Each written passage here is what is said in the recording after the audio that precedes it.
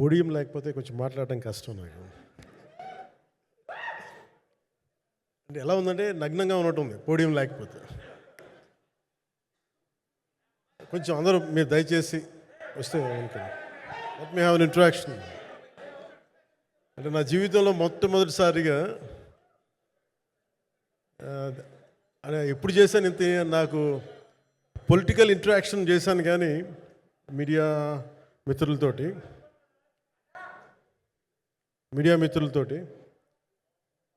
Cinema పరంగా నేను ఎప్పుడు ఆలోచించలేదు, ఎప్పుడు నాకు చేయలేదు. ఫస్ట్ టైం మొదటిసారి నేను ఎప్పుడు కొంచెం మొహాట పడతాను మాట్లాడటానికి సినిమాకి సంబంధించినంత వరకు. ఇక్కడ సినిమాని ఎలా ప్రమోట్ చేసుకోవాలో నాకు తెలియదు. పని చేయడం తెలుసు తప్ప దీన్ని అంటే మనం ఇంత చేసామని చెప్పడం ఎప్పుడు నాకు కొంచెం ఎబ్బెట్టుగాను ఇబ్బందిగా ఉంటుంది.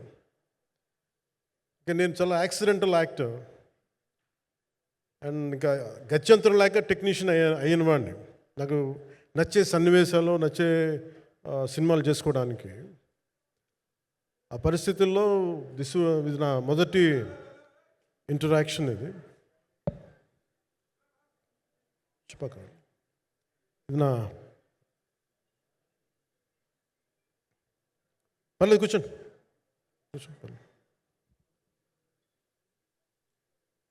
రథం గారు వస్తారు. అంటే ఇదంతా చేయడానికి మీడియా మాట్లాడడానికి ఇదేదో నాకు పొగరు అహంకారం ఏం కాదు. సినిమా గురించి నాకు చెప్పుకోవడం ఎబ్బెట్టుకోవడం, ఏం మాట్లాడాలో తెలియక చెప్తే ఎక్కువైపోద్దా చెప్తే తక్కువ అయిపోద్దా అని. కానీ ఈ పర్టికులర్ ప్రెస్ మీట్ ఎందుకు పెట్టానంటే ఏం రత్నం గారి కోసం పెట్టాను. అంటే సినిమా బతకాలి అంటే ఈవినింగ్ ఆడియో ఫంక్షన్ పెట్టుకొని మళ్ళీ ప్రెస్ మీట్ దేనికంటే మళ్ళీ నాకు మీతో ఇంటరాక్ట్ అయ్యే అవసరం ఫంక్షన్ తర్వాత ఉండకపోవచ్చేమో అని చెప్పేసి అదొకటి మేజర్ ఒక ఇది కన్సర్న్ అదొకటి. అంటే రత్నం గారు అంటే ఈవినింగ్ చెప్దాం అనుకున్నా, బట్ స్టిల్ ఇప్పుడే చెప్పేస్తున్నాను ఈ మాట. త్రివిక్రమ్ గారు రాసిన ఒక డైలాగు అజ్ఞాతవాసిలో, ఒక చిన్నపాటి సౌకర్యం కోసం ఇక్కడ మీరు కూర్చున్న ఒక చిన్నపాటి కుర్చీ కోసం ఒక యుద్ధమే చేయాల్సి వస్తుంది. అలాంటిది ఒక సినిమాని చేయడం అంటే ఎన్నిసార్లు మినీ యుద్ధాలు చేయాలి, ఆర్థికంగా కావచ్చు క్రియేటివ్గా కావచ్చు వీటన్నిటికీ సంబంధించి. అలాంటిది నేను ఎప్పుడు కూడా సినిమాల్లోకి రాకముందు ఏం రత్నం గారు లాంటి వ్యక్తి నా ప్రొడ్యూసర్ అయితే బాగుండు అనుకున్నాను. భారతదేశానికి పాన్ ఇండియా సినిమాని ముఖ్యంగా రీజనల్ సినిమాని జాతీయ స్థాయిలో తీసుకెళ్ళిన వ్యక్తి ఆయన. తమిళ సినిమాని చాలా ఛాలెంజింగ్ తెలుగులో డబ్ చేసి దాన్ని స్ట్రైట్ సినిమాలతో సమానంగా ఆడేంత సత్తా చూపించిన వ్యక్తి. Film industry creative ability creative potentiality పెంచిన వ్యక్తి. ఈ సినిమా చాలా ఒడిదుడుకులు ఎదుర్కొంది, 2 కరోనా పరిస్థితులు ఎదుర్కొంది. అన్నిటికీ మధ్యలో సినిమా మన క్రియేటివ్గా కొంత ఇబ్బంది ఎదుర్కొంది. అల్టిమేట్ ఆబ్జెక్టివ్ సినిమా బాగా రావాలని, నేను ఎప్పుడు ఏం చేసినా సినిమా బాగా రావాలి అనుకుంటాను. ఈ సినిమా ప్రత్యేకించి ఆయన తపన చూసి నేను ముఖ్యంగా పొలిటికల్ ప్రాసెస్కి వెళ్ళిపోయిన తర్వాత పాలిటిక్స్కి వెళ్ళిపోయిన తర్వాత డైరెక్షన్ అని వీటికి దూరమై క్రియేటివ్ పార్టీకి దూరం అయిపోయిన తర్వాత పాలిటిక్స్ నా ప్రైమరీ ఫోకస్ అయిపోయిన తర్వాత మళ్ళీ దృష్టి పెట్టి సినిమా కావాలి మీరు చెయ్యాలని చెప్పి నా దగ్గరికి వచ్చి కోరుకున్నప్పుడు నేను ఎంత బెస్ట్ ఇవ్వగలను ఆ సినిమాకి అంత ఇచ్చాను. నేను అంటే నా బెస్ట్ ఇచ్చాను. అంటే నేను అంటే అన్నిటికంటే కూడా నేను ఇవ్వలేనిది టైం ఇవ్వలేను నేను. కానీ అలాంటి పరిస్థితుల్లో ఒక క్లైమాక్స్కి దాదాపు 57 రోజులు షూట్ చేయాల్సి వచ్చింది.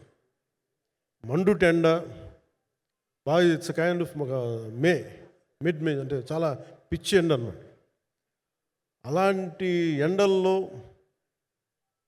చాలా కాలం తర్వాత నాకు మార్షల్ ఆర్ట్స్ నేను ఎప్పుడో నేర్చుకున్న మార్షల్ ఆర్ట్స్ ఒక ఎస్క్రీమా కానీ ఊషు కానీ నేను నేర్చుకున్న సెల్ఫ్ డిఫెన్స్ టెక్నిక్స్ కానీ యుఎస్లో నేను ఒక వర్క్షాప్ చేసిన జీత్ కండు ఇవి కానీ ఇవన్నీ ఈ సినిమాకి నాకు పనికి వచ్చినాయి. నాకు ఇవన్నీ వీళ్ళతో డిఫరెంట్ కొరియోగ్రాఫర్స్తో కూర్చొని ప్రత్యేకించి క్లైమాక్స్ పార్ట్ ఇది అందరికీ ఇన్స్పైర్ చేసింది. అంటే మన స్థూలంగా చెప్పాలి అంటే, ఒక క్లుప్తంగా చెప్పాలి అంటే, ఈ సినిమాకి ఇదే ఆయువు పట్టింది. ఈ ఫస్ట్ పార్ట్కి ఎక్కడో కొల్లూరు నుంచి మన కృష్ణానది తీరం కొల్లూరు, విజయవాడ సమీపంలో ఉన్న కొల్లూరు ప్రాంతం నుంచి దొరికిన ఒక కోహినూరు వజ్రం నుంచి అది ఎటు మన గోల్కొండ రాజుల దాకా వచ్చింది, మన హైదరాబాద్ సుల్తాన్ల దాకా ఎలా వచ్చింది, దీని ట్రావెల్ ఇటు వెళ్ళింది. ఇవన్నీ జరిగినప్పుడు దీని నేపథ్యంలో జరిగే కథ ఇది. ముఖ్యంగా ఈ ఫౌండేషనల్ వర్క్ చేసిన వ్యక్తి క్రిష్ జాగర్లమూడి గారు చాలా హై కాన్సెప్ట్తో పట్టుకొచ్చారు దీన్ని. ఆయనను రత్నం గారు నా దగ్గరికి వచ్చినప్పుడు చాలా బాగా నచ్చి వెంటనే చేశాను. చేసిన తర్వాత ఒక్కొక్కటి కరోనా నిజంగా ఇంపాక్ట్ ఇచ్చింది. అంటే ఎలా ఉండదంటే, ఎంత హార్డ్గా ఉండదంటే ఇండస్ట్రీ, అది ఎవరిని తప్పుపట్టలేము. ఒకప్పుడు ఆయన వెంట చుట్టిన నిర్మాతలు, ఆయన వెంట తిరిగిన డిస్ట్రిబ్యూటర్స్, హీరోస్ అందరికి అలాంటి వాళ్ళకి ఒక నిర్మాతగా ఆయన తపన పడుతుంటే నాకు అంటే ఆయన కోసం ఖుషి తీస్తున్నప్పుడు కానీ ఆయనతోటి ఎంత సౌకర్యం ఇచ్చారంటే, అసలు మాకు 1 month ముందు ప్రీ ప్రొడక్షన్ అయిపోయి నాకు అంత సౌకర్యాన్ని ఇచ్చారు. నేను కంపోజ్ చేసిన యాక్షన్ సీక్వెన్సెస్ కానీ ఫైట్స్ కానీ ఖుషీకి నాకు ఆల్రెడీ ఒక 1 month 1.5 month థియేటర్ నాకు ఇచ్చేసి, మన సురేష్ ఎఫెక్ట్స్ థియేటర్ మొత్తం ఇచ్చి నాకు అంత లగ్జరీ ఇచ్చిన వ్యక్తి ఆయన నలిగిపోతుంటే నాకు నిజంగా చాలా బాధేస్తుంది. ఒకసారి it is not about money, it's not about success, it's about standing by whom you trust, who stood for the people and who stood for the industry. నాకు ఎందుకు ఇది మీతో పంచుకోవాలనిపించింది. సినిమా ఎంత విజయం ఇది నాకు నిజంగా తెలియదు, ఎందుకంటే నేను ఇట్లా అనుకోవచ్చు ఇంకోలా, కానీ ఒక్కటి మటుకు చాలా సిన్సియర్గా చెప్పగలను. Krish came out with very good concept, చాలా హై కాన్సెప్ట్ పట్టుకొచ్చారు. కొంత వ్యక్తిగత కారణాలు, కొన్ని ప్రొఫెషనల్ కారణాలు ఆయన ప్రాజెక్టుకి బయటికి వెళ్ళినా కానీ దీన్ని ఫౌండేషనల్ వర్క్ చేసిన క్రిష్ గారికి మనస్ఫూర్తిగా నా హృదయపూర్వక ధన్యవాదాలు తెలియజేస్తాను మా అందరి తరఫున.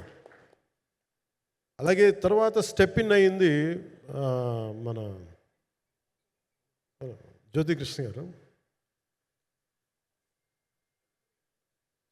నేను ఖుషి సినిమా చేస్తున్నప్పుడు అప్పుడే లండన్ ఈ ఫిల్మ్ మేకింగ్ కోర్స్ చేసి మన డైరెక్షన్లో ఇన్స్టిట్యూట్ అంతేనా డైరెక్షన్ కదా, ఫిల్మ్ మేకింగ్ కోర్స్ చేసి అప్పుడు గ్రాడ్యుయేట్ అయ్యి వచ్చి అప్పటి నుంచి ఉన్నప్పుడు బట్ యాక్చువల్ తనతో మాట్లాడుతుంటే మోస్ట్ సెన్సిబుల్ డైరెక్టర్ అనిపించారు.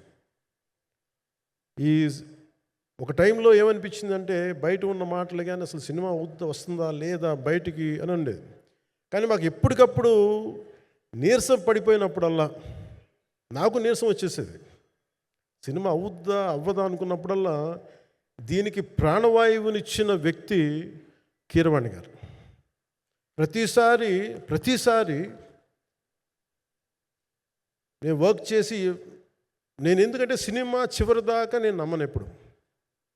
నేను ఒక సినిమాని నేనేం నమ్ముతాను, చిన్నప్పటి నుంచి వెరీ ఫార్మేటివ్ ఇయర్స్లో నుంచి కూడా ఒక మంచి సినిమా గురించి నువ్వు మాట్లాడక్కర్లా, రిలీజ్ అయితే బాగలేకపోతే ఎలాగ మాట్లాడక్కర్లా. అందుకే నేను ఎప్పుడు సినిమా క్వాలిటీ మీద దృష్టి పెడతాను తప్ప ఇంక మిగతా వాటి మీద మాట్లాడను. అందుకే నాకు ఎప్పుడు ఈ మాట్లాడటం అనే దాని మీద ఎప్పుడు దృష్టి పెట్టలేం. కానీ ఫస్ట్ టైం ఈ సినిమాకి చాలా అవసరం అనిపించింది. ఎందుకంటే ఒక నిర్మాతలు కనుమరుగవుతున్న ఈ సమయంలో ఒక బలమైన సినిమా తీసి ఒడిదుడుకుల్ని తట్టుకోగలిగి ఒక నిర్మాత కనుమరుగవ్వకూడదు. ఆయన పక్కన ఏది ఉండాలని అండగా ఉండాలని చెప్పేసి నేను అన్నీ వదిలి, ఇంత బిజీ షెడ్యూల్స్ అన్నీ వదిలేసి, ఒకవైపు నన్ను నా ప్రత్యర్థులు తిడుతున్నా కానీ, సినిమాలకు వెళ్ళిపోయిన తిడుతున్నా కానీ, ఇదేంటంటే నాకు అన్నం పెట్టింది ఇది నాకు నా సినిమా పరిశ్రమ.